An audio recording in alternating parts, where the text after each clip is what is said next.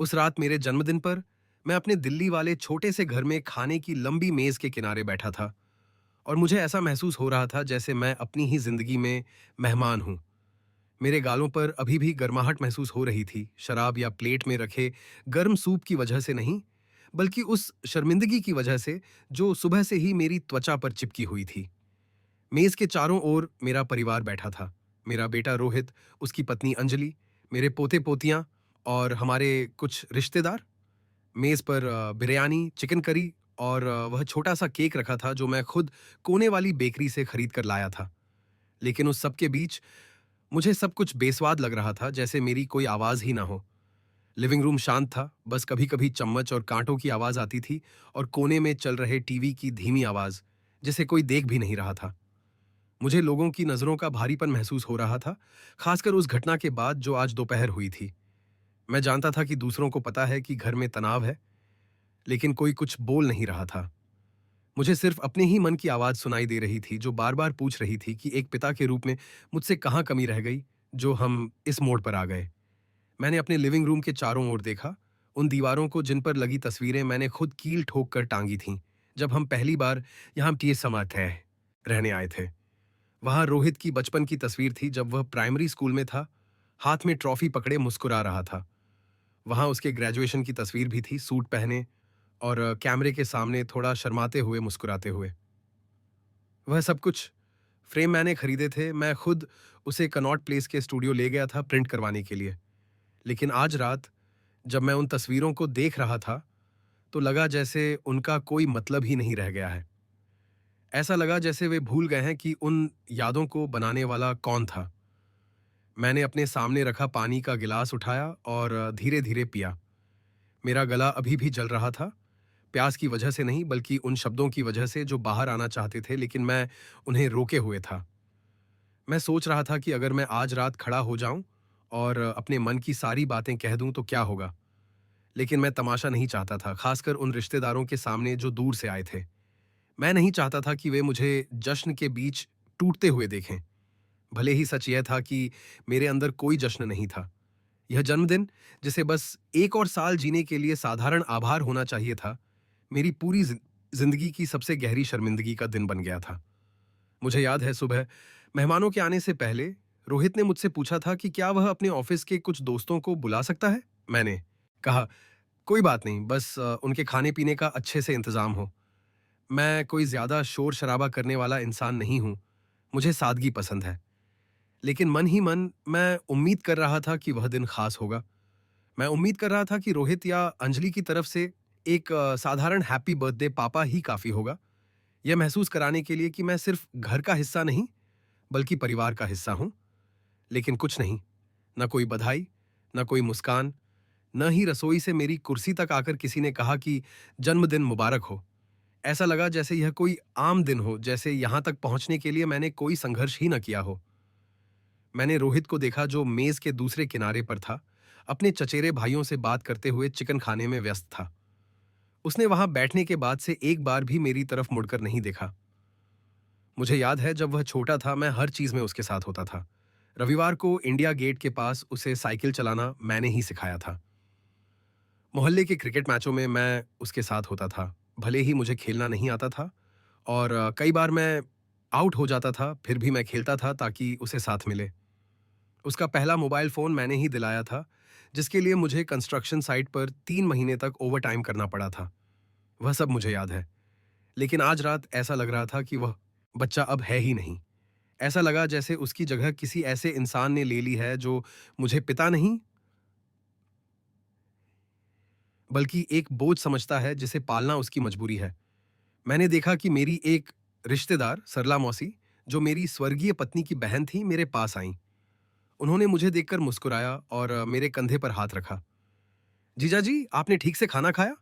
उन्होंने पूछा और उनकी आवाज में चिंता साफ झलक रही थी।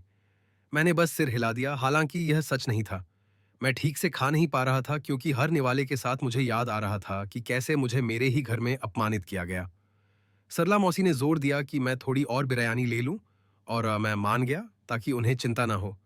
लेकिन जब वह मेरी प्लेट में खाना डाल रही थी, मैंने दूसरी तरफ से अंजलि की आवाज सुनी। पापा? उसने कहा, लेकिन आदर के स्वर में नहीं। उसमें ताना था, जैसे वह मजबूरी में बोल रही हो। उम्मीद है आप बाद में रसोई में गंदगी नहीं फैलाएंगे, है ना? कहीं आप फिर से बर्तन न तोड़ दें। सुनने वाले कुछ लोग हंसे, वो दबी हुई हंसी जो कहने को तो कुछ नहीं होती, लेकिन मेरे लिए उस हंसी की हर आवाज खंजर की तरह मेरे सीने में चुभ रही थी। मैंने रोहित की तरफ देखा। उम्मीद थी कि वह मेरा पक्ष लेगा, कि वह अंजलि को चुप रहने के लिए कहेगा, लेकिन कुछ नहीं। वह चुपचाप खाना खाता रहा, जैसे उसने कुछ सुना ही ना हो, जैसे उसे कोई फर्क नहीं पड़ता कि पूरे परिवार के सामने मेरा अपमान हो रहा है। मन ही मन मैंने खुद से पूछा, यह सब कब शुरू हुआ? इनका व्यवहार मेरे प्रति ऐसा कब हो गया? मुझे याद है 5 साल पहले जब रोहित अंजलि को पहली बार घर लाया था। वह तब कितनी संस्कारी थी, हर बात पर जी पापा कहती थी। वह कपड़े धोने, सफाई करने, खाना बनाने में मदद करने की पेशकश करती थी। लेकिन धीरे धीरे शादी के बाद जब वे यहाँ रहने लगे, सब बदल गया। उसने ऊंची आवाज में बोलना शुरू कर दिया, अपनी राय ऐसे थोपने लगी जैसे वह मुझसे ज्यादा महत्वपूर्ण हो। और धीरे धीरे बोरथक रोहित भी उसके जैसा हो गया। ऐसा लगा जैसे रोहित को नया दिमाग मिल गया हो, वह दिमाग जो अंजलि का था, और अब उसकी अपनी कोई सोच नहीं बची। उन्हें देखते हुए अचानक मुझे वे दिन याद आ गए जब हम गरीब थे। मुझे याद आया जब मुझे रोहित की हाई स्कूल की फीस भरने के लिए एक ही महीने में 3 अलग-अलग कंस्ट्रक्शन साइट्स पर काम करना पड़ता था। सुबह गुड़गांव में, दोपहर में नोएडा में और रात को द्वारका में। मुझे याद आया कि कैसे मैं किराए के पैसे बचाने के लिए एक दोस्त के गोदाम में फर्श पर सोता था ताकि अगले दिन रोहित के टिफिन के लिए पैसे हो सकें। मुझे याद आया कि कैसे मैंने दिल्ली में यह छोटा सा प्लॉट खरीदा था, 10 साल तक नकद पैसे जोड़कर, क्योंकि मैं चाहता था कि रोहित का अपना घर हो, उसे किराए के मकानों में न भटकना पड़े। वह सब मैंने उसके लिए किया। लेकिन आज रात ऐसा लग रहा था कि वह सब कुछ भूल चुका है। ऐसा लग रहा था कि उसकी नज़र में अब मैं सिर्फ एक बोझ हूँ, एक बेकार बूढ़ा आदमी। मुख्य खाने के बाद केक खोलने की बारी आई।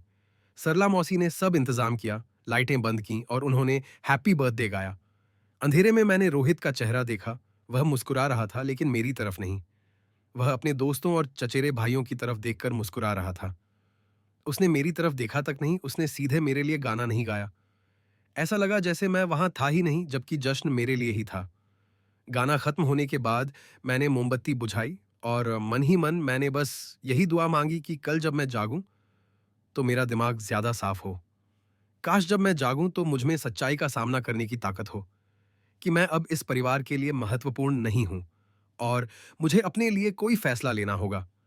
जब गाना खत्म हुआ और लाइटें जलीं तो मैंने सबके असली चेहरे देखे। हंसी थी, मुस्कुराहटें थीं, लेकिन मेरे लिए सब कुछ धुंधला था। ऐसा लग रहा था जैसे मैं कहीं दूर हूं, कोई ऐसा नाटक देख रहा हूं जो मुझे पसंद नहीं। मैंने केक का छोटा टुकड़ा उठाया और खाने की कोशिश की, लेकिन वह गत्ते जैसा बेस्वाद लगा।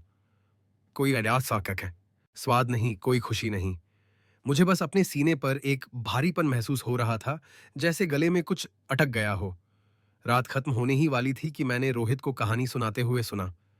पहले मुझे लगा कि वह अपने काम या कंपनी के नए प्रोजेक्ट्स के बारे में बात कर रहा है, लेकिन अचानक उसने आज सुबह की घटना का जिक्र किया। उसने बताया कि कैसे अंजलि ने पड़ोसियों के सामने मेरा अपमान किया और यह कहने के बजाय कि वह गलत था, उसने उसका मजाक बना दिया। मैंने उसकी आवाज़ सुनी, जो शायद थोड़ी शराब के कारण ऊंची हो गई थी। पता है, पापा बहुत जिद्दी हैं। कभी-कभी उन्हें समझाने के लिए चिल्लाना ही पड़ता है ताकि उन्हें समझ आए कि वे गलत कर रहे हैं। इसीलिए अंजलि ने जो किया सही किया, उसने पापा को डांटा ताकि उन्हें अक्ल आए। मैं सन्न रह गया। उस पल मेरी दुनिया थम गई। मैंने चारों ओर देखा, कुछ रिश्तेदार चुप थे।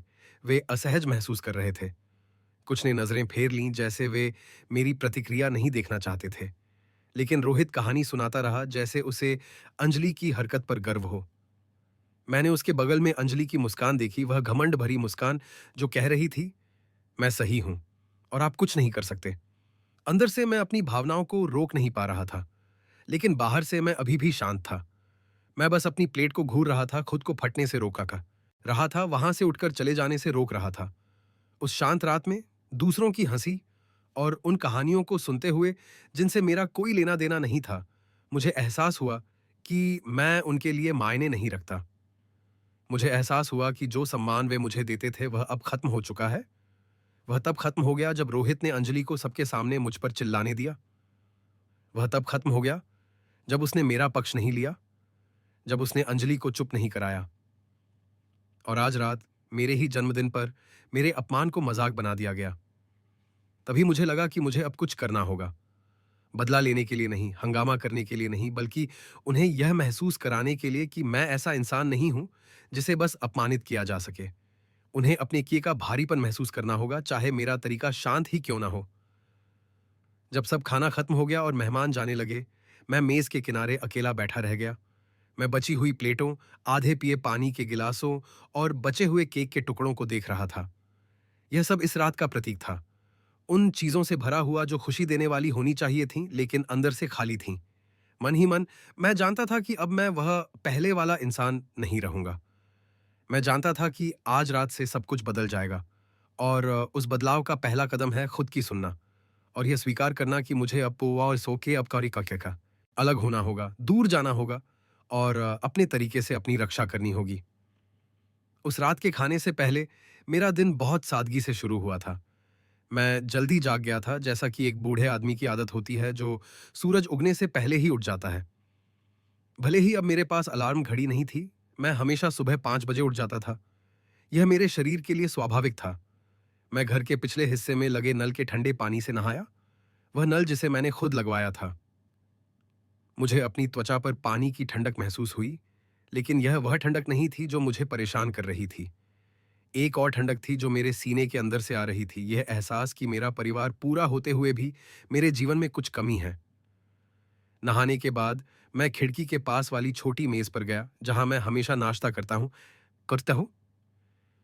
मैंने कॉफी बनाई, वह इंस्टेंट कॉफी जो मैं कोने वाली दुकान से खरीदता हूँ, एक पाउच जिसमें मैं 3 चम्मच चीनी डालता हूँ क्योंकि मुझे मीठा पसंद है।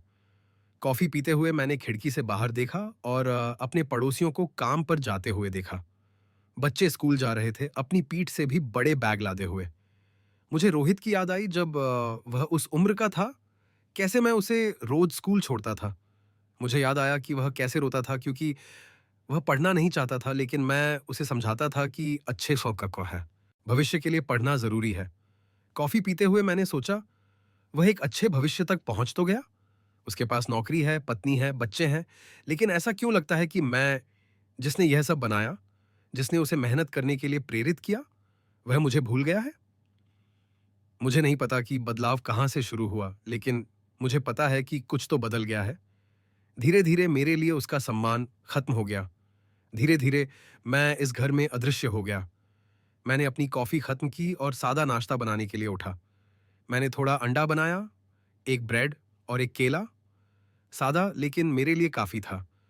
मुझे वैसे भी आलीशान खाने की आदत नहीं है। मेरे लिए जरूरी है कि पेट भरा हो और दिन भर के काम करने की ताकत हो। भले ही मेरा जन्मदिन था, मैं जानता था कि मुझे काम करना होगा, मदद करनी होगी, क्योंकि मैं ऐसा इंसान नहीं हूं जो बस बैठकर सेवा का इंतजार करे। नाश्ते के बाद मैंने केक खरीदने के लिए बाहर जाने का फैसला किया। मैं चाहता था कि एक बर्थडे केक हो, भले ही छोटा सा। मैं किसी बड़े जश्न की उम्मीद नहीं कर रहा था, लेकिन मुझे पता था कि केक होने से दिन खास लगता है। मैं कोने वाली गुप्ता बेकरी की तरफ चला गया। मैंने एक छोटा केक खरीदा, गोल वाला, जिस पर पीली आइसिंग थी और ऊपर हैप्पी बर्थडे लिखा था।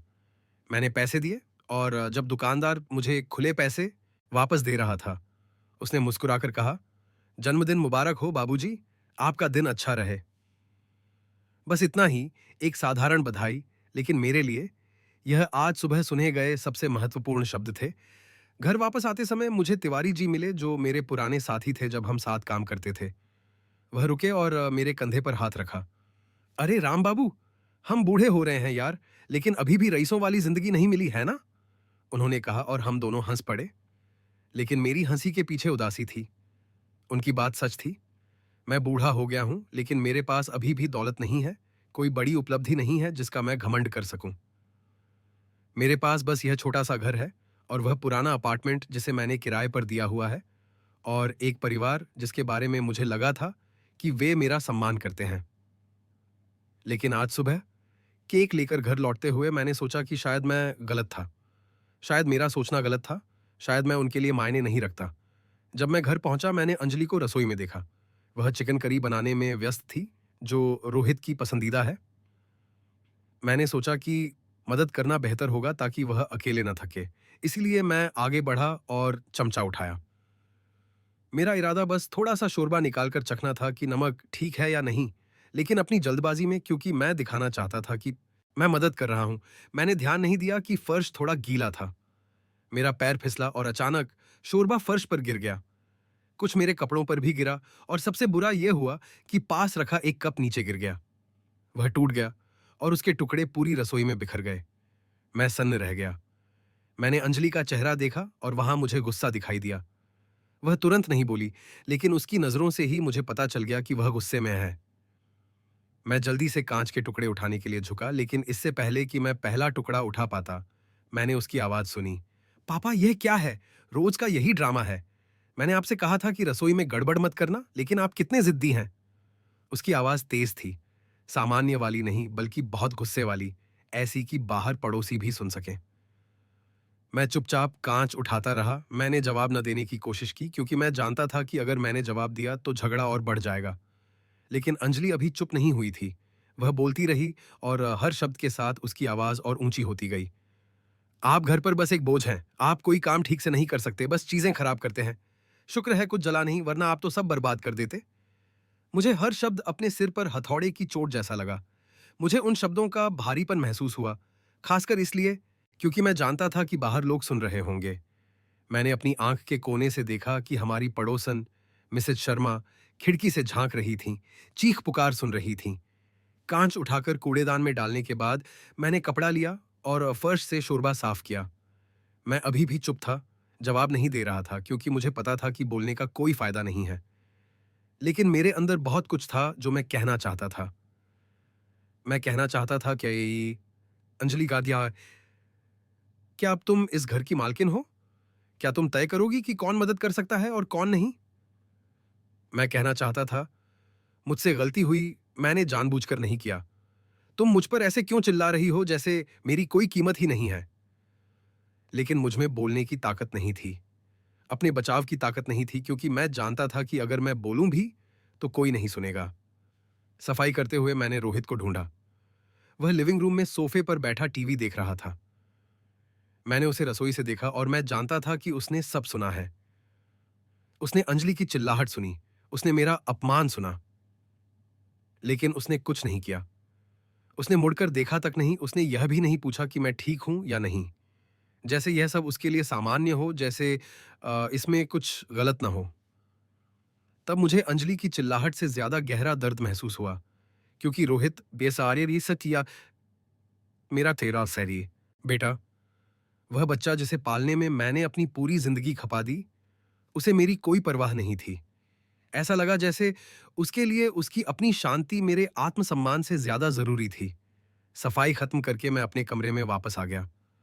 मैं बिस्तर के किनारे बैठ गया, वही पुराना बिस्तर जिस पर पुराना तकिया और घिसी हुई चादर थी। मैं चुप था, फर्श को घूर रहा था, जो कुछ हुआ उसे समझने की कोशिश कर रहा था। मैंने सोचा, ऐसा क्यों है? मेरे ही घर में मेरे साथ ऐसा व्यवहार क्यों हो रहा है? मैंने ऐसा क्या किया है जो ये मुझे ऐसे देखते हैं? मुझे वे सारे साल याद आए जब मैंने उनके लिए कड़ी मेहनत की थी। मुझे वे महीने याद आए जब मैं घर नहीं गया, क्योंकि मैं किराए के पैसे बचाने के लिए साइट पर ही सो जाता था। मुझे वे वक्त याद आए जब मैंने ठीक से खाना नहीं खाया, क्योंकि मुझे रोहित को उसकी पॉकेट मनी भेजनी थी। मुझे अपने सारे बलिदान याद आए, और तब मुझे अपने सीने में बहुत दर्द महसूस हुआ। कमरे के दरवाजे पर दस्तक हुई। वह सरला मौसी थीं। वह अंदर आईं और मेरे बगल में बैठ गईं। वह तुरंत नहीं बोली, लेकिन मुझे उनकी चिंता महसूस हुई। कुछ पल बाद उन्होंने मेरे कंधे पर हाथ रखा और पूछा, जी जीजा जी, आप ठीक हैं? मैंने सुना अभी। अंजलि बहुत जोर से चिल्ला रही थी। मैंने उनकी ओर देखा और उनकी आंखों में मैंने देखा कि वह मेरा दर्द समझ रही थीं। मैंने बस सिर हिलाया, लेकिन हम दोनों जानते थे कि वह सिर हिलाना झूठ था। मैं ठीक नहीं था, बिल्कुल ठीक नहीं, लेकिन मुझे नहीं पता था कि बिना रोए कैसे कहूं, इसीलिए मैंने बस सिर हिलाया और कहा, ठीक हूं मौसी, बस गलती हो गई थी, एक्सीडेंट था। लेकिन सरला मौसी आसानी से मानने वाली नहीं थीं। उन्होंने मुझे देर तक देखा और फिर कहा, जीजा जी, अंजलि ने आपके साथ जो किया वह सही नहीं था। आप दूसरों के सामने इस तरह चिल्लाए जाने के हकदार नहीं हैं।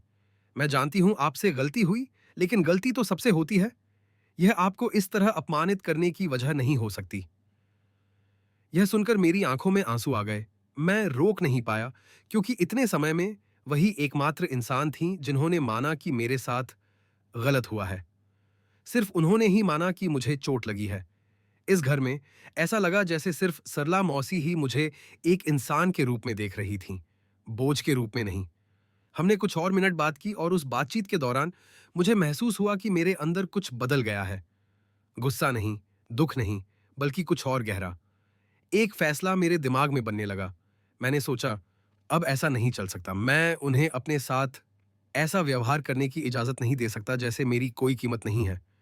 मुझे कुछ करना होगा ताकि उन्हें अपने किए का एहसास हो। मुझे ठीक-ठीक नहीं पता था कि मैं क्या करूंगा, लेकिन मैं जानता था कि मुझे कुछ करना होगा। मुझे अपनी रक्षा करनी होगी, चाहे मेरा तरीका शांत ही क्यों ना हो। जब सरला मौसी चली गईं, मैं कमरे में अकेला रह गया। मैंने छत की ओर देखा, उन दरारों को जिन्हें मैंने 3 साल से ठीक नहीं कराया था क्योंकि पैसे नहीं थे। मैंने अपने आसपास की चीजों को देखा, कपड़ों से भरी पुरानी अलमारी, वह छोटा रेडियो जो अब काम नहीं करता, मेरी स्वर्गीय पत्नी की तस्वीर जो छोटी मेज पर रखी थी। वह सब मेरे जीवन का हिस्सा था, लेकिन ऐसा लग रहा था कि घर के बाकी लोगों की नजर में उन सब की कोई कीमत नहीं थी। मुझे याद आया जब मेरी पत्नी सुमित्रा जिंदा थी, वह मेरा कितना सम्मान करती थी, भले ही हमारा जीवन साधारण था। मुझे याद आया कि जब मैं काम से थक कर आता था तो वह कैसे मेरा ख्याल रखती थी, कैसे वह कहती थी कि वह मुझसे प्यार करती है, भले ही हमारे पास ज्यादा पैसे नहीं थे। मुझे वह साधारण सुखी जीवन याद आया, पैसे की कमी के बावजूद, क्योंकि हमारे बीच एक दूसरे के लिए सम्मान था। लेकिन अब सुमित्रा नहीं है। 5 साल पहले कैंसर से उसकी मौत हो गई, और तब से जैसे सब कुछ बिखर गया। जैसे वह इंसान चला गया जो मेरी ढाल था, और मैं इस दुनिया में अकेला रह गया जहां मेरी कद्र नहीं है। समय बीतता गया और धीरे धीरे रात के खाने के लिए मेहमान आने लगे। मैंने बाहर की रिश्तेदारों की आवाजें, गाड़ियों के आने की आवाज और बच्चों की हंसी सुनी। मैं उठा और अपना चेहरा साफ किया। मैंने अपने सबसे अच्छे कपड़े पहने, वह साफ शर्ट जो मैंने पिछले साल खरीदी थी, और काली पैंट जिसे मैं खास मौकों पर पहनता हूं। मैंने आईने में खुद को देखा, बूढ़ा, बालों में थोड़ी सफेदी, चेहरे पर झुर्रियां, लेकिन अपनी आंखों में मैंने अभी भी एक स्वाभिमानी इंसान देखा। मैंने खुद से कहा, राम, राम, आज रात चाहे जो हो, यह मत भूलना कि तुम्हारी कीमत है। यह मत भूलना कि तुम्हें सम्मान पाने का अधिकार है। मैं कमरे से बाहर निकला और मेहमानों में शामिल हो गया। मैं मुस्कुराया, बातें की, खुश दिखने का नाटक किया, लेकिन अंदर से मैं जानता था कि मैं अब पहले जैसा नहीं रहा। मैं जानता था कि उस सुबह से जब अंजलि ने पड़ोसियों के सामने मेरा अपमान किया, और जब रोहित मेरे साथ खड़ा नहीं हुआ, मुझ में कुछ बदल गया है। अब मैं वह इंसान नहीं था जो चुप रहेगा और कोई भी दर्द सह लेगा। अब मैं वह इंसान नहीं था जो बस उनके सम्मान का इंतजार करेगा। मुझे कुछ करना होगा, चाहे चुपचाप ही सही, ताकि उन्हें अपने किए का भारीपन महसूस हो। और उस रात उन्हें खुश देखकर, उन्हें मेरे खरीदे खाने को खाते हुए देखकर मैंने सोचा कि यह सब, मेरा सब्र, मेरी चुप्पी अब खत्म होने वाली है। रात होते-होते मेज भर गई थी। सभी कुर्सियों पर कोई ना कोई बैठा था। दूर से आए भतीजे, कोई चचेरा भाई, रोहित के दोस्त, जो शहर के दूसरे हिस्से से आए थे। सब कुछ न कुछ लाए थे। समोसे, मिठाई, दाल, मछली। मैंने उन सबको देखा और मुस्कुराने की कोशिश की जैसे कुछ हुआ ही ना हो। जैसे उस सुबह रसोई में मेरा अपमान हुआ ही ना हो। लेकिन जब भी मैं अंजलि को देखता, मुझे सुबह उसकी आवाज याद आ जाती। जब भी मैं रोहित को देखता, मुझे याद आता कि कैसे उसने मेरी तरफ देखा तक नहीं जब मुझे डांटा जा रहा था। मैं मेज के कोने पर बैठा, जहां मैं तब से बैठता आया हूं जब रोहित बच्चा था। मुझे अपनी प्लेट में चावल की गर्मी महसूस हो रही थी, खाने की खुशबू आ रही थी, लेकिन मुझे भूख नहीं थी। मैं चुपचाप खा रहा था, चम्मच से चावलों को इधर-उधर कर रहा था, जैसे अपने दिमाग की उलझन को सुलझाने की कोशिश कर रहा हूं। मेरे चारों ओर शोर था, काम की बातें, बच्चों की बातें, मोहल्ले की खबरों की बातें, लेकिन मेरे लिए वह सब बहुत दूर लग रहा था। जैसे इस भीड़ में भी मैं अकेला हूं। मैंने मेज के दूसरे छोर पर देखा, रोहित अपने दोस्तों के साथ मजे से बातें कर रहा था। मैंने अंजलि को भी देखा, मेहमानों की खातिरदारी में व्यस्त, प्लेटों में खाना परोसते हुए, ड्रिंक्स पूछते हुए। दूसरों की नजर में हम एक आदर्श परिवार लग रहे थे, खुश और सब कुछ ठीक। लेकिन मेरे दिल में मैं जानता था कि यह सब झूठ है। मैं कैथी से है। जानता था कि उन मुस्कुराहटों के पीछे ऐसे घाव हैं जो अभी भरे नहीं हैं, ऐसे शब्द हैं जिन्हें भुलाया नहीं गया है, ऐसे काम हैं जो मेरे दिमाग में गड़ गए हैं। अचानक मुझे अपने बगल में किसी की मौजूदगी महसूस हुई। वह मेरा भाई अशोक था। वह मेरे पास वाली खाली कुर्सी पर बैठ गया।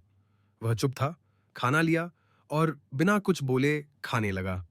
अशोक, मेरा छोटा भाई जो बचपन में हमेशा मेरे साथ रहता था।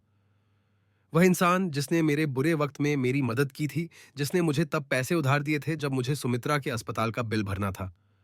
मुझे पता था कि अशोक को सुबह की घटना के बारे में पता है, क्योंकि सरला मौसी ने उसे फोन करके बता दिया था। लेकिन उसने अभी तक उस बारे में बात नहीं की थी। वह चुप था, लेकिन मुझे उसकी मौजूदगी से महसूस हुआ कि वह मेरे साथ है। खाने के बाद किसी ने डेजर्ट के लिए मेज साफ करना शुरू किया। मेरा लाया हुआ केक बाहर निकाला गया और एक भतीजा कुछ आइसक्रीम ले आया। बातचीत फिर शुरू हुई और यहीं से सब शुरू हुआ। जब अचानक अंजलि ने आज सुबह की घटना का जिक्र किया, तो मेरी दुनिया जैसे धीमी हो गई। मैंने उसकी आवाज सुनी, जो शायद थोड़ी शराब की वजह से ऊंची हो गई थी, और उसने पूरी मेज के सामने कहा, पता है, पापा ने आज सुबह हमारे कपों में से एक तोड़ दिया क्योंकि उन्हें ठीक से सफाई करना नहीं आता। उफ। फिर वही पुरानी कहानी। मैं सन्न रह गया। मैंने उसकी तरफ देखा और उसकी मुस्कान में मजाक देखा। यह सिर्फ एक कहानी नहीं थी, यह अपमान था। लेकिन बात यहीं खत्म नहीं हुई, क्योंकि रोहित, मेरा बेटा, उसने भी बोलना शुरू कर दिया। मैंने उसकी आवाज सुनी और हर शब्द के साथ जैसे मेरे सीने में खंजर उतर रहा हो। अरे, पापा तो बहुत जिद्दी हैं। बोलते रहो फिर भी सुनते नहीं। इसीलिए कभी-कभी उन्हें समझाने के लिए चिल्लाना ही पड़ता है। इसीलिए अंजलि ने सही किया। उसने पापा को डांटा ताकि उन्हें होश आए। मुझे लगा जैसे सब कुछ रुक गया। बातचीत का शोर, बच्चों की हंसी, चम्मचों की आवाज, सब गायब हो गया। मुझे सिर्फ रोहित की आवाज सुनाई दे रही थी, जो मेरे दिमाग में गूंज रही थी, कह रही थी कि मेरा अपमान करना सही था। मैंने चारों ओर देखा और रिश्तेदारों के चेहरे देखे। कुछ के माथे पर शिकन थी, जैसे वे असहज हों। कुछ ने नजरें फेर लीं, लेकिन रोहित बोलता रहा जैसे उसे गर्व हो। मैंने अंजलि की विजयी मुस्कान देखी। उस सब के बीच मैंने महसूस किया कि अशोक अपनी कुर्सी से खड़ा हो गया। वह धीरे धीरे रोहित के पीछे गया। पूरा लिविंग रूम शांत था और सब उसे देख रहे थे। मुझे नहीं पता था कि वह क्या करने वाला है, लेकिन उसके हर कदम में भावनाओं का भार था। वह रोहित के पीछे रुका, उसे सीधे देखा और बोलने लगा। उसने अपनी आवाज ऊंची नहीं की, लेकिन हर शब्द का वजन पूरे कमरे में महसूस किया जा सकता था। रोहित, अशोक ने कहा, और बस नाम लेते ही रोहित रुक गया। उसने खाना बंद कर दिया, ऊपर अशोक की तरफ देखा और मैंने उसके चेहरे पर हैरानी देखी। तुमने कहा कि तुम्हारी पत्नी का तुम्हारे पिता पर चिल्लाना सही था क्योंकि वे जिद्दी हैं। तुमने कहा कि वे सुनना नहीं जानते, लेकिन क्या तुम्हें पता है कि वास्तव में सुनना कौन नहीं जानता? तुम, रोहित। तुम सुनना नहीं जानते। तुम अपने पिता की कहानी नहीं सुनना जानते कि उन्होंने इस घर को बनाने के लिए कितनी कठिनाई उठाई। तुम उनके उन बलिदानों को नहीं सुनना जानते जो उन्होंने तुम्हें पढ़ाने के लिए किए। तुम उनकी उस हर चेतावनी को नहीं सुनना जानते कि बड़ों का सम्मान करो, क्योंकि उन्होंने ही वह दुनिया बनाई है जिसमें तुम आज रह रहे हो। रोहित चुप था, कुछ नहीं बोल पाया। मैंने उसके चेहरे पर घबराहट, डर और थोड़ी शर्मिंदगी देखी, लेकिन अशोक अभी रुका नहीं था। वह बोलता रहा और हर शब्द में मुझे अपना बचाव महसूस हुआ। पता है रोहित, जब तुम छोटे थे, तुम्हें नहीं पता था कि तुम्हारे पिता का जीवन कितना कठिन था। तुम्हें नहीं पता कि कई रातें वे घर नहीं आए क्योंकि वे किराए के पैसे बचाने के लिए कंस्ट्रक्शन साइट पर सोए। तुम्हें नहीं पता कि ऐसे दिन भी थे जब उन्होंने ठीक से खाना नहीं खाया क्योंकि उन्हें तुम्हारी पॉकेट मनी के लिए पैसे भेजने थे। वह सब उन्होंने तुम्हारे लिए किया क्योंकि वे तुमसे प्यार करते थे। लेकिन आज, जब तुम्हारे पास नौकरी है, पत्नी है, आरामदायक जीवन है, तुम भूल गए कि तुम्हें यहां तक पहुंचाने के लिए किसने अपना खून पसीना एक किया। मुझे अपने सीने में भावनाओं का ज्वार उठता महसूस हुआ। मैं रोना चाहता था, लेकिन मैंने खुद को रोका। मैं उठकर अशोक को गले लगाना चाहता था, लेकिन मैं बैठा रहा, बस उसके हर शब्द को सुनता रहा। अशोक ने पूरी मेज पर नजर दौड़ाई और मैंने देखा कि उसने अंजलि की तरफ भी देखा। और तुम अंजलि, उसने कहा, और मैंने देखा कि कैसे अंजलि के चेहरे से मुस्कान गायब हो गई। मैं जानता हूं कि भाई साहब से गलती हुई। मैं जानता हूं कि कब टूटा, क्योंकि उनका पैर फिसला। लेकिन असली अनादर कप टूटने या शोरबा गिरने में नहीं है। असली अनादर उस तरीके में है जिससे तुमने अपने से बड़े इंसान के साथ व्यवहार किया, खासकर अपने पति के पिता के साथ, दूसरों के सामने। असली अनादर इसमें है कि तुमने उस इंसान की गलती का मजाक बनाया जिसने अपने परिवार के लिए इतनी मेहनत की। जब मैंने यह सुना तो लगा जैसे किसी ने मेरे दिल को छू लिया हो। सिर्फ इसलिए नहीं कि उसने मेरा बचाव किया, बल्कि इसलिए कि कोई और भी देख रहा था कि समस्या मैं नहीं हूं। किसी ने देखा कि उन्होंने मेरे साथ जो किया वह गलत था। मुझे वे समय याद आए जब मैं खुद पर शक करता था, सोचता था कि क्या गलती मेरी ही है। लेकिन अब अशोक के शब्दों में मुझे महसूस हुआ कि मैं अकेला नहीं हूं। कोई मुझ पर विश्वास करता था, किसी ने सच देखा था। अशोक की बात के बाद पूरी मेज पर सन्नाटा छा गया। मुझे सिर्फ एक भतीजे की हल्की खांसी और दीवार पर लगी घड़ी की टिक टिक सुनाई दी। रोहित मेरी तरफ देख नहीं पा रहा था। अंजलि की हंसी गायब हो गई थी। मैंने देखा कि कैसे दूसरों ने नजरें चुरा लीं, जैसे वे शर्मिंदा हों। मैंने कुछ रिश्तेदारों को चिंता से मेरी तरफ देखते हुए भी देखा, लेकिन मैं अभी भी चुप था। मैं बोला नहीं, मैं रोया नहीं, मैं खड़ा नहीं हुआ। मैं बस चुपचाप बैठा रहा, सब कुछ अपने अंदर समाते हुए। अशोक मेरे पास वाली अपनी कुर्सी पर वापस आया और चुपचाप मेरे कंधे को थपथपाया। उसे और कुछ कहने की जरूरत नहीं थी, क्योंकि मुझे उसका संदेश मिल गया था। मैं तुम्हारे साथ हूं, तुम अकेले नहीं हो। और उस साधारण स्पर्श से मुझे अपने अंदर एक ताकत महसूस हुई। अब मैं अकेला नहीं लड़ रहा था, लेकिन फिर भी मैं जानता था कि वह सन्नाटा उस घाव को भरने के लिए काफी नहीं था जो हम पिता पुत्र के बीच बन गया था।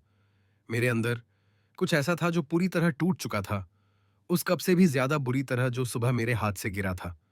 भरोसा, सम्मान, प्यार जो परिवार में स्वाभाविक होना चाहिए, ऐसा लगा जैसे वह सब एक पल में नष्ट हो गया। और भले ही अशोक मेरे लिए खड़ा हुआ, भले ही रिश्तेदारों ने गलत होते देखा, मैं जानता था कि अब पहले जैसा कुछ नहीं होगा। वह समय वापस नहीं आएगा जब मुझे लगता था कि वे मुझसे प्यार करते हैं, मेरा सम्मान करते हैं। मुझे रोहित के बचपन के अपने सपने याद आए। मुझे वे रातें याद आईं जब मैं घर के बाहर बैठकर तारों को देखता था और खुद से कहता था कि एक दिन जब वह बड़ा होगा, उसे मुझ पर गर्व होगा। एक दिन जब उसका अपना परिवार होगा, वह मेरा वैसे ही ख्याल रखेगा जैसे मैंने उसका रखा था। लेकिन आज रात उस खामोश मेज के बीच मैंने महसूस किया कि वे सपने बस सपने ही रह गए। सच नहीं, क्योंकि जिस बेटे के बारे में मैंने सोचा था कि उसे मुझ पर गर्व होगा, वही मेरा अपमान कर रहा था। कुछ मिनटों की खामोशी के बाद किसी ने फिर से बोलना शुरू किया, लेकिन पहले जैसा नहीं, हंसी और शोर से भरा हुआ नहीं। बातचीत अब धीमी थी, शब्द अब संभल कर बोले जा रहे थे। ऐसा लग रहा था जैसे सब डर रहे हों कि कहीं कुछ गलत ना निकल जाए। मैंने देखा कि कैसे मेरे भतीजे कोने में बात कर रहे थे, कैसे सरला मौसी ने उठकर मुझे जोर से गले लगाया। मैंने यह भी देखा कि कैसे अंजलि रसोई में चली गई, शायद वह तनाव बर्दाश्त नहीं कर पा रही थी। लेकिन सबसे ज्यादा मैंने रोहित को देखा। वह अभी भी अपनी कुर्सी पर बैठा था, चुप, खाना नहीं खा रहा था, बस प्लेट को घूर रहा था। मुझे नहीं पता कि उसके दिमाग में क्या चल रहा था, लेकिन मैंने उसके चेहरे पर उलझन, डर और थोड़ा पछतावा देखा। लेकिन यह देखकर भी मुझे दया नहीं आई। मुझे उसके पास जाकर यह कहने की इच्छा नहीं हुई कि सब ठीक है, क्योंकि सब ठीक नहीं था। उसने जो किया वह ठीक नहीं था। अंजलि ने जो किया वह ठीक नहीं था। और मैं वह इंसान नहीं बनूंगा जो झूठ-मूठ कह दे कि सब ठीक है। मन ही मन उस शांत कमरे के बीच मेरा फैसला पक्का हो गया था। मैं जानता था कि मुझे अब कदम उठाना होगा। बदला लेने के लिए नहीं, बल्कि उन्हें यह दिखाने के लिए कि मैं ऐसा इंसान नहीं हूं जिसका अपमान किया जा सके। उन्हें यह महसूस करना होगा कि हर शब्द का परिणाम होता है, हर काम का परिणाम होता है। जब मेहमान जाने लगे, फिर मैं उठा और सबसे विदा ली। मैं मुस्कुराया, उनके आने के लिए धन्यवाद दिया, लेकिन अंदर से मैं जानता था कि वह मुस्कान अब अलग है। वह खुश इंसान की मुस्कान नहीं थी। वह एक घायल इंसान की मुस्कान थी जो अब अपने अगले कदम की तैयारी कर रहा था। और जैसे-जैसे वे जाते गए, मैंने सोचा कि यह रात, मेरा यह जन्मदिन, बदलाव की शुरुआत होगा। यह रात मुझे जगाने वाली रात थी कि मुझे अपनी रक्षा करनी होगी। जब मेहमान चले गए और गेट बंद हो गया, मैं लिविंग रूम में बैठा रहा। रोहित और अंजलि रसोई साफ करने में व्यस्त थे, लेकिन उन्होंने मुझसे मदद नहीं मांगी। मैंने भी पेशकश नहीं की। मुझे लगा कि मेरे ही घर में नौकर के रूप में मेरी भूमिका खत्म हो गई है। दीवार पर लगी तस्वीरों को देखते हुए, रोहित का ग्रेजुएशन, मेरे पोते का नामकरण, मुझे धीरे धीरे एहसास हुआ कि सिर्फ मैं ही इस भ्रम को पकड़कर बैठा था कि हमारा परिवार पूरा है। मैं उठा और अपने कमरे में चला गया। मैं बिस्तर के किनारे बैठा और नीचे छिपे पुराने बक्से को निकाला। मैंने उसे खोला और उन दस्तावेजों को देखा जिन्हें मैंने बहुत समय से नहीं हुआ था। दिल्ली वाले इस घर के कागजात जो मेरे नाम पर थे। पुराना अपार्टमेंट जिसे मैंने किराए पर दिया था, वह भी मेरे नाम पर था। वह सब मेरा इरादा रोहित को देने का था क्योंकि वह मेरा इकलौता बेटा है। मैं हमेशा यही सोचता था, मेरे जाने के बाद कम से कम उसके पास रहने की जगह होगी, कुछ ऐसा जो पक्का और सुरक्षित हो। लेकिन उन कागजों को पकड़कर मैंने पिछले कुछ घंटों के बारे में सोचा। मैंने रसोई में अंजलि की चिल्लाहट, मेरे अपमान पर रोहित की हंसी के बारे में सोचा। मैंने सोचा कि मैं उन्हें यह सब क्यों देना चाहता हूं जब उनका व्यवहार मेरे साथ ऐसा है। मैं उन्हें भविष्य की सुरक्षा क्यों दूं जब आज ही उनके मन में मेरे लिए कोई सम्मान नहीं है। मैंने दस्तावेज वापस बक्से में रखे और बिस्तर पर लेट गया। मुझे तुरंत नींद नहीं आई, भले ही मैं बहुत थक गया था। मेरे दिमाग में एक विचार आकार ले रहा था। शायद मुझे अपनी योजनाएं बदलनी होंगी। शायद मुझे कानूनी तरीके से अपनी रक्षा करनी होगी, ऐसे तरीके से कि वे अपने किए का वजन महसूस करें। अगली सुबह मैं जल्दी जाग गया। मैं नहाया, चाय और बिस्कुट का नाश्ता किया और बाहर जाने के लिए तैयार हो गया। मैंने अपने सबसे साफ कपड़े पहने और एक छोटा बैग लिया जिसमें मैंने अपने दस्तावेजों की प्रतियां रखीं। मैं जानता था कि मुझे कार्रवाई शुरू करनी होगी और पहला कदम उन लोगों से पूछना है जो मेरी मदद कर सकते हैं। मैं प्रधान जी के ऑफिस की ओर चल पड़ा। वहां पहुंचकर मैंने प्रधान जी को अपनी मेज पर बैठे देखा। मैं अंदर गया। उन्होंने मुझे देखा और मुस्कुराए। राम बाबू, कल जन्मदिन की बधाई, कैसा रहा जश्न? उन्होंने पूछा। मैं बस मुस्कुराया और कहा, ठीक था प्रधान जी, शुक्रिया, लेकिन मुझे अपने कागजात के बारे में कुछ पूछना है। मैं उनके सामने बैठा और मैंने प्रॉपर्टी के कागजात निकाले। मैंने उन्हें समझाया कि मैं अपनी संपत्तियों के उत्तराधिकारी को बदलने की प्रक्रिया जानना चाहता हूं। मैंने कारण नहीं बताया, जन्मदिन की घटना का जिक्र नहीं किया, लेकिन उनके चेहरे से लग रहा था कि उन्हें कुछ अंदाजा है। शायद उन्होंने पड़ोसियों से कुछ सुना होगा, लेकिन उन्होंने पूछा नहीं। उन्होंने बस प्रक्रिया समझने में मेरी मदद की। उन्होंने बताया कि मुझे रजिस्ट्रार ऑफिस जाना होगा और एक वकील की मदद लेनी होगी। उन्होंने मुझे एक वकील का नाम दिया, वकील वर्मा, जो उनके जानकार थे और अच्छे इंसान थे। मैंने उन्हें धन्यवाद दिया और चला गया। वहां से मैं सीधे वकील वर्मा के ऑफिस गया। छोटा सा ऑफिस था लेकिन साफ सुथरा। थोड़ी देर इंतजार करने के बाद वकील वर्मा बाहर आए, बुजुर्ग, चश्मा लगाए हुए। मैंने उन्हें अपनी स्थिति समझाई, बिना आंसू बहाए लेकिन दृढ़ निश्चय के साथ। मैंने कहा कि मैं अपने कागजात ठीक करना चाहता हूं, भविष्य के लिए वसीयत बदलना चाहता हूं। मैं अपनी संपत्ति उन लोगों में बांटना चाहता हूं जो सम्मान करना जानते हैं, न कि सिर्फ एक इंसान को जिसे लगता है कि उसे सब कुछ अपने आप मिल जाएगा। वे बस सुन रहे थे, बिना किसी निर्णय के। जब मैं बोल चुका तो वकील वर्मा ने पूछा, राम बाबू, क्या आप अपने फैसले पर पक्का हैं? क्योंकि एक बार यह शुरू हो गया तो वापस लेना मुश्किल होगा, और जब परिवार को पता चलेगा तो हंगामा होगा। मैंने उनकी आंखों में देखा और कहा, वाले वकील साहब, मैं पक्का हूं। मैंने अपने परिवार को बहुत कुछ दिया है, बहुत त्याग किया है, लेकिन अब मुझे अपने स्वाभिमान की रक्षा करनी है, बदला लेने के लिए नहीं बल्कि उन्हें सबक सिखाने के लिए। वकील वर्मा ने सिर हिलाया और हमने विवरण पर बात करना शुरू कर दिया। हमने तय किया कि मैं एक वसीयत बनाऊंगा और प्रॉपर्टी के कागजों में यह नोट डलवाऊंगा कि वितरण वसीयत के अनुसार होगा, न कि डिफॉल्ट कानून के अनुसार, जिससे सब कुछ रोहित को मिल जाता। वकील वर्मा के ऑफिस में लगभग 2 घंटे बीते। उन्होंने सब कुछ नोट किया और मुझे उन दस्तावेजों की सूची दी जो मुझे लाने थे। उन्होंने यह भी कहा कि गवाहों की जरूरत होगी और वे ऐसे लोग होने चाहिए जिन्हें संपत्ति में हिस्सा न मिल रहा हो। मैंने तुरंत अशोक और सरला मौसी के बारे में सोचा। मुझे पता था कि वे मेरी मदद करेंगे। मीटिंग के बाद मैं बाहर निकला और पास के एक ढाबे पर गया। मैंने सादा खाना खाया और खाते हुए वकील साहब के दिए कागजों को देखा। मुझे एहसास हुआ कि मैं कितना बड़ा कदम उठा रहा हूं। यह सिर्फ पैसे या प्रॉपर्टी के बारे में नहीं है। यह सम्मान, गरिमा और यह मानने के बारे में है कि मैं कोई ऐसा वैसा इंसान नहीं हूं जिसे नजरअंदाज किया जा सके। खाने के बाद मैंने पीसीओ से अशोक को फोन किया। उसने फोन उठाया और मैंने कहा कि मुझे उसकी मदद चाहिए। उसने ज्यादा सवाल नहीं पूछे, बस कहा, भैया कहाँ आना है, बस बताओ, मैं आ जाऊंगा। हम एक कॉफी शॉप में मिले और मैंने उसे अपनी पूरी योजना समझाई। अशोक बस सुनता रहा, सिर हिलाता रहा, और जब मैं बोल चुका तो उसने मेरा हाथ पकड़ा और कहा, भैया मैं आपके फैसले में आपके साथ हूं। मैं जानता हूं यह आसान नहीं है, लेकिन आप सही हैं। आपको अपना बचाव करना होगा। उसके शब्दों से मुझे महसूस हुआ कि मैं अकेला नहीं हूं। अगले दिन मैंने दफ्तरों के चक्कर लगाने शुरू कर दिए। रजिस्ट्रार ऑफिस गया, सर्टिफाइड कॉपियां निकाली। मैंने सब कुछ किया। भले ही मैं थक गया था, धूप तेज थी और मेरे पैरों में दर्द था। मैंने यह सब इसलिए किया क्योंकि मैं जानता था कि यही अपनी रक्षा करने का तरीका है। उन दिनों में मैं घर पर थोड़ा शांत हो गया था। मैं रोहित और अंजलि से ज्यादा बात नहीं करता था। अपने समय पर खाता, जल्दी निकल जाता और देर से घर आता। उन्हें नहीं पता था कि मैं कहाँ जाता हूँ और वे पूछते भी नहीं थे। शायद उन्हें मेरी खामोशी पसंद थी, और सच कहूं तो मुझे भी यह ठीक लग रहा था। खामोशी आसान थी। एक दोपहर जब मैं वापस आ रहा था, मैंने करोल बाग में एक पुराना सा अपार्टमेंट देखा। वहां बोर्ड लगा था, किराए के लिए कमरा खाली है। मैं रुका और देखा।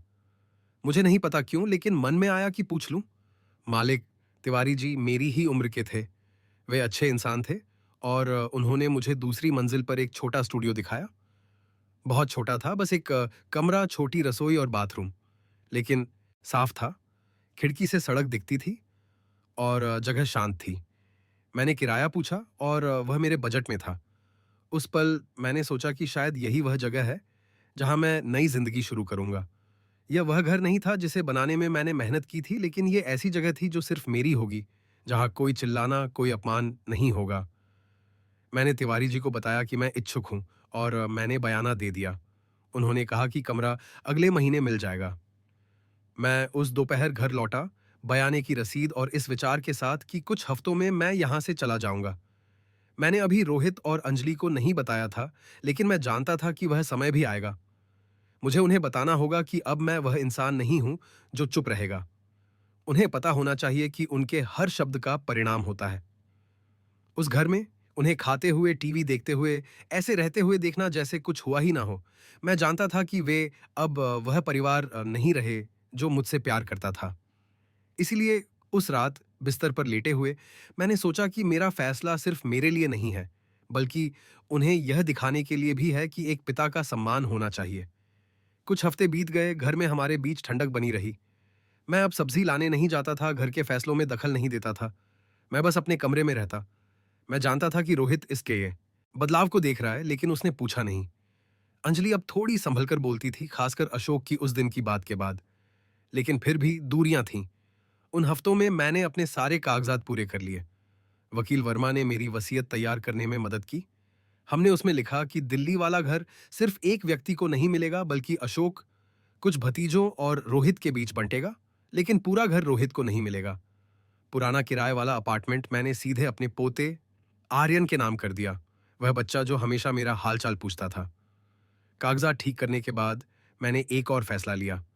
मैंने तिवारी जी से बात की और कहा कि मैं अगले हफ्ते कमरा ले लूंगा।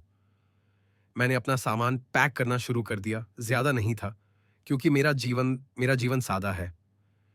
एक रात खाने के बाद मैं लिविंग रूम में बैठा और उन्हें बुलाया। रोहित और अंजलि सोफे पर बैठ गए। उनके चेहरों पर घबराहट थी। मैं उनके सामने खड़ा हुआ और धीमी आवाज में बोलने लगा। रोहित, अंजलि, मैंने कहा, मैं तुमसे कुछ बात करना चाहता हूं। तुम देख रहे होगे कि मैं पिछले कुछ हफ्तों से बदला हुआ हूं। अब मैं तुम्हें समझाना चाहता हूं। मैं रुका, गहरी सांस ली और बोला, मेरे जन्मदिन से जब अंजलि ने मेरा अपमान किया और तुमने उसका साथ दिया, मेरे अंदर कुछ बदल गया। मुझे गुस्सा नहीं, बल्कि दुख और निराशा महसूस हुई। रोहित की आंखें फैल गईं। वह बोलने लगा, लेकिन मैंने हाथ उठाकर उसे रोक दिया। मैं अभी खत्म नहीं हुआ, पहले सुनो। वह चुप हो गया। मैं जानता हूं कि यह घर और पुराना अपार्टमेंट मेरे नाम पर है। मेरा इरादा तुम्हें सब कुछ देने का था, लेकिन पिछले कुछ हफ्तों में मैंने अपने कागजात बदल दिए हैं। मैंने नई वसीयत बनाई है। रोहित खड़ा हो गया, उसके चेहरे पर डर था। पापा, आप क्या कह रहे हैं? मैंने बोलना जारी रखा। यह घर अब सिर्फ तुम्हारा नहीं होगा। यह अशोक, मेरे भतीजों और तुम्हारे बीच बंटेगा। तुम्हें सब कुछ नहीं मिलेगा, क्योंकि मैंने सीखा है कि सम्मान अपने आप नहीं मिलता, और विरासत कोई अधिकार नहीं है। अंजलि का मुंह खुला का खुला रह गया। और पुराना अपार्टमेंट, मैंने कहा, आर्यन को मिलेगा, मेरे उस पोते को जो मेरा सम्मान करता है। मैं रुका और रोहित को सीधे देखा। मुझे पता है यह सुनना तुम्हारे लिए दर्दनाक है, लेकिन यह मेरा फैसला है। यह तुम्हें सिखाने का मेरा तरीका है कि तुम्हारे कामों के परिणाम होते हैं। वे दोनों चुप थे, विश्वास नहीं कर पा रहे थे। फिर रोहित बोला, उसकी आवाज में डर था। पापा, आप ऐसा क्यों कर रहे हैं? मैं जानता हूं मुझसे गलती हुई, लेकिन मैं आपका बेटा हूं। क्या यह काफी नहीं है? मैंने उसे देखा। रोहित, हाँ, तुम मेरे बेटे हो, लेकिन बेटा होना पिता का अपमान करने का लाइसेंस नहीं है। बेटा होने के साथ जिम्मेदारी भी आती है। लेकिन मेरे जन्मदिन पर तुमने मेरे अपमान का मजाक बनाया। तुमने मेरा साथ नहीं दिया। इसलिए अब मैं अपने लिए खुद खड़ा हो रहा हूं। अंजलि रोने लगी। पापा, मुझे माफ कर दीजिए, मेरा वह मतलब नहीं था। मैंने उसे देखा, लेकिन मुझे दया नहीं आई। अंजलि, मैंने कहा, समस्या सिर्फ कप टूटना नहीं थी। समस्या तुम्हारा व्यवहार था। तुम्हारे आंसू अब इसलिए हैं क्योंकि तुम्हें पता चला है कि तुम कुछ खो रही हो, इसलिए नहीं कि तुम्हें वास्तव में पछतावा है। मैं फिर बैठ गया। और एक खबर और है, मैं यह घर छोड़ रहा हूं। मैंने करोल बाग में एक छोटा कमरा लिया है। मैं वहीं रहूंगा जहां मेरा सम्मान हो। रोहित मेरे पास आया, मेरा हाथ पकड़ने की कोशिश की, लेकिन मैंने हाथ हटा लिया। पापा, प्लीज ऐसा मत कीजिए, हम इसे ठीक कर लेंगे, उसने रोते हुए कहा। मैंने सिर हिलाया। रोहित, मैंने बहुत सोच समझकर यह फैसला लिया है। यह सिर्फ भावना में लिया गया फैसला नहीं है। मुझे अपनी रक्षा करनी है। मैं अपने कमरे में वापस आ गया। मैंने उनकी आवाजें सुनी, अंजलि का रोना सुना, लेकिन मैं वापस नहीं गया। मैं जानता था कि मैंने सही किया है। अगली सुबह मैंने अपना सामान पैक करना शुरू कर दिया। मैं कुछ ही बक्से ले जा रहा था। मैं नई जगह पर आकर सादगी से रहना चाहता था। पैक करते समय रोहित कमरे में आया। वह चुपचाप बक्सों को देखता रहा, फिर बोला, पापा, क्या आप सच में जा रहे हैं? मैंने सिर हिलाया। हाँ रोहित, यह मेरा फैसला है। वह बिस्तर के किनारे बैठ गया। पापा, मुझे बहुत अफसोस है। मैं जानता हूं मैं गलत था, लेकिन मैं आपसे प्यार करता हूं। मैं रुका और उसे देखा। रोहित, मैं यह नहीं कह रहा कि तुम मुझसे प्यार नहीं करते, लेकिन प्यार सिर्फ शब्द नहीं है। प्यार काम में दिखता है। और उस रात तुमने जो किया वह प्यार नहीं था। इसीलिए अब तुम्हें सीखना होगा कि असली प्यार क्या है, और उसकी शुरुआत सम्मान से होती है। वह चला गया और मैंने पैकिंग जारी रखी। मैंने तिवारी जी से बात की और एक छोटे टेम्पो का इंतजाम किया। जाने से एक रात पहले अशोक आया। उसने पूछा कि क्या मैं ठीक हूं। मैंने कहा हाँ। उसने कहा कि वह अंत तक मेरा साथ देगा। मैंने उसे धन्यवाद दिया और गले लगाया। जिस दिन मुझे जाना था मैं जल्दी उठा। जब मैं इंतजार कर रहा था, रोहित और अंजलि बाहर आए। वे चुप थे। जब टेम्पो आया, अशोक और कुछ रिश्तेदारों ने सामान चढ़ाने में मदद की। रोहित बस खड़ा रहा, जैसे उसे विश्वास न हो रहा हो। चढ़ने से पहले मैं रोहित के पास गया।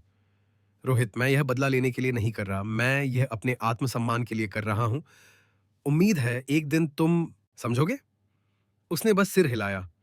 मैं टेम्पो में बैठा और जैसे जैसे हम दूर जा रहे थे, मैंने उसे वहीं खड़े देखा और मुझे महसूस हुआ कि मेरी जिंदगी का नया अध्याय शुरू हो रहा है। शर्मिंदगी और दुख से मुक्त अध्याय। कुछ महीने बीत गए। करोल बाग में मेरे नए छोटे से कमरे में मैंने अकेले नाश्ता करने और मंदिर जाने में संतोष ढूंढ लिया था। कभी कभी मुझे अभी भी दर्द महसूस होता था, लेकिन उसके साथ एक हल्कापन भी था। यह एहसास कि आखिरकार मैंने खुद को चुना। मेरा कमरा साधारण था, लेकिन वहां मुझे उस बड़े घर से ज्यादा आजादी महसूस होती थी। यहाँ कोई चिल्लाना नहीं था, यहाँ शांति थी। मैं रोज सुबह मंदिर जाता, लोगों से मिलता। मेरा जीवन सरल था, लेकिन मैं खुश था। अशोक अक्सर मिलने आता। हम चाय पीते और बातें करते। हम रोहित और अंजलि के बारे में बात नहीं करते थे। एक दिन मेरे अगले जन्मदिन से पहले अशोक आया। उसने कहा, भैया, रोहित के बारे में एक खबर है। क्या हुआ? मैंने पूछा। वे आर्थिक तंगी से गुजर रहे हैं, अशोक ने कहा। रोहित को ज्यादा काम करना पड़ रहा है क्योंकि अब आपका सहयोग नहीं है। अंजलि भी अब संभल कर रहती है। मैं सुनता रहा। मुझे एहसास हुआ कि उन्हें अपने किए का एहसास हो गया है। और पता है, अशोक बोला, बच्चे आपको याद करते हैं। आर्यन पूछता रहता है कि दादाजी कब आएंगे। यह सुनकर मेरा दिल भर आया। कह आया। बच्चे मासूम थे, लेकिन मैं जानता था कि मुझे अपने फैसले पर अटल रहना है। मेरा अगला जन्मदिन आया। मैंने मनाने का नहीं सोचा था, लेकिन अशोक ने जिद की। उसने मेरे कमरे में ही छोटी सी पार्टी रखी, कुछ समोसे और केक। तभी दरवाजे पर दस्तक हुई। अशोक ने दरवाजा खोला। बाहर रोहित, अंजलि और मेरे पोते पोतियां थे। रोहित के चेहरे पर दुख और पछतावा था। अंजलि भी डरी हुई लग रही थी। मैं दरवाजे पर गया। रोहित की आंखों में मैंने उस बच्चे को देखा जिसे मैं कभी गोद में उठाता था। मैंने उन्हें अंदर बुलाया। पापा, रोहित ने कांपती आवाज में कहा। मुझे माफ कर दीजिए, मैं जानता हूँ बहुत देर हो चुकी है, लेकिन मैं सच में शर्मिंदा हूँ। वह रो रहा था। अंजलि भी मेरे पैरों में गिर गई। पापा, मुझसे बहुत बड़ी गलती हुई, प्लीज हमें माफ कर दीजिए। उनके आंसू असली लग रहे थे। आर्यन मेरे पास आया और मुझे गले लगाया। दादाजी, आप हमसे मिलने क्यों नहीं आते? मैंने उसे जोर से गले लगाया। उस पल मेरा दिल पिघलने लगा, लेकिन मुझे पता था कि सम्मान इतनी आसानी से वापस नहीं आता। मैंने उन्हें बैठने को कहा। रोहित, अंजलि, मैंने कहा, मैं तुम्हारी माफी स्वीकार करता हूं, लेकिन तुम्हें समझना होगा कि जो हुआ उसे भूलना आसान नहीं है। इसीलिए मैं अपने कागजात नहीं बदल रहा। प्रॉपर्टी का फैसला वही रहेगा। रोहित ने सिर झुका लिया। पापा, मैं समझता हूं, हम बस आपसे रिश्ता सुधारना चाहते हैं। मैंने अपने पोतों को देखा। उन्हें अपने दादा की जरूरत थी। मैंने कहा, तुम लोग मिलने आ सकते हो, लेकिन मेरी एक शर्त है। सम्मान।